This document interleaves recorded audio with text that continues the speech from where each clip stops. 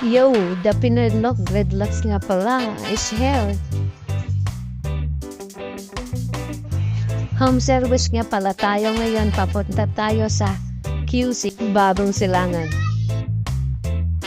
Sabi naman ni Bossing sa akin na, "Boss, gas muna ako." Sabi ko naman kay Bossing, "Sige boss, safe lang, para diretso na yung biyahe natin." At dito, bumiyahe na kami ulit dito. At dito, nakadating namin sa lapaysin ni Bossing. Sinundo ko ni Bossing dito sa labas. Yun no, ito yung about ni Bossing. Dito labas sa place ni Bossing at nag-prepare na ako ng mga gamit para kay Bossing. At hindi ko na-resume na video yung umpisa namin paggawa dito. Pero nakakabit na ako ng mga ilang piraso kay Bossing. Mga maigit 30 ata to 30 ganon. Ganon. Tapos nag-umpisa kami dito mga madaling araw na mga 1 or 2 a.m. Maigit ganon. Puyatan at ratratan na to. Kasi hindi pwede kinabukasan ang gawa namin ni Bossing kasi may trabaho pa. Yun. Tignan nyo na lang yung kalabasan natin dito pagkatapos. Kung maangas baga, tignan. Tapos dito, parang malapit na kami matatapos. Mga ilang piraso na lang. Mga ano na ata ito ha. 8 ata. Pirasong naiwan. So, ulit mga kasama ni Bossing. Pintuhan, ganun.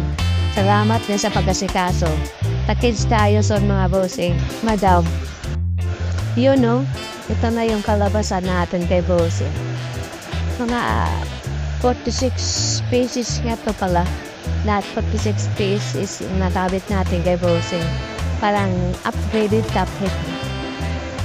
Comment na lang kayo mga boss. Badam kung maangas ba o batay ba kay Bossing. So, thank you. Thank you, boss. Bless.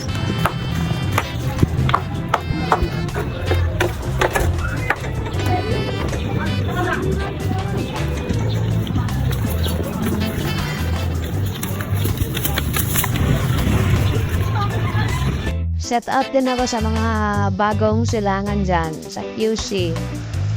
Makikita niyo po, pwede tayong kapiran dyan na ang ganda ng place yung mga Bossing. Madam, God bless you sa inyo. Yun no, pauwi na ako dito. Medyo na abutan tayo ng umaga. Ilang oras din yun tapos yung season namin ni Bossing. Ito, maaraw na. Napapagod na ako dito. Sakit na sa mata. Pero God bless you pa rin kay God at binigyan niya ako ng bless. Thank you God.